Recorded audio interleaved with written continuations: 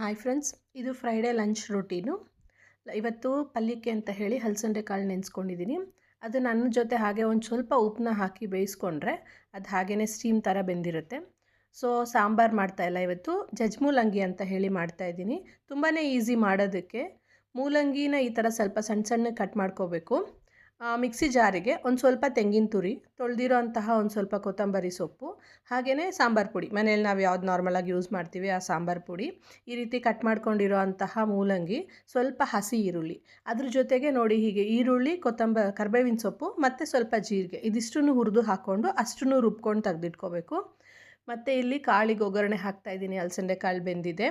ಹಾಗೆಯೇ ಸಪ್ರೇಟಾಗಿ ಜಜ್ಮೂಲಂಗಿ ಕೂಡ ಒಗ್ಗರಣೆ ಹಾಕಬೇಕು, ಆದರೆ ಬಿಸಿ ಮಾಡಬಾರ್ದು ರುಬ್ಬಿರೋ ಅಂಥ ಖಾರ. ನೋಡಿ ಈ ರೀತಿ ಒಗ್ಗರಣೆ ಜೊತೆ ಮಿಕ್ಸ್ ಮಾಡಿಕೊಂಡ್ರೆ ತುಂಬ ಈಸಿಯಾಗಿ ಮಾಡ್ಕೊಳ್ಳೋ ಅಂಥ ಸಾಂಬಾರು ರೆಡಿಯಾಗಿದೆ.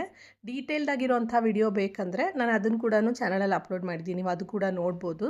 ಸೊ ಇದು ಫ್ರೈಡೆಯ ಲಂಚ್ ರೊಟೀನ್ ಆಗಿದೆ. ನೀವು ಕೂಡ ಈ ರೀತಿ ಹೆಲ್ದಿಯಾಗಿರೋ ಅಂತಹ ಲಂಚ್ ಅಥವಾ ಡಿನ್ನರ್ ಮಾಡ್ಕೊಳ್ಳಿ. ಸೊ ಅದರ ಜೊತೆಗೆ ಇವತ್ತು ಸೂಪರ್ ಆಗಿರೋ ಅಂತಹ ಸೀಬೆಹಣ್ಣಿದೆ. ಮತ್ತು ಇನ್ನೊಂದು ವ್ಲಾಗ್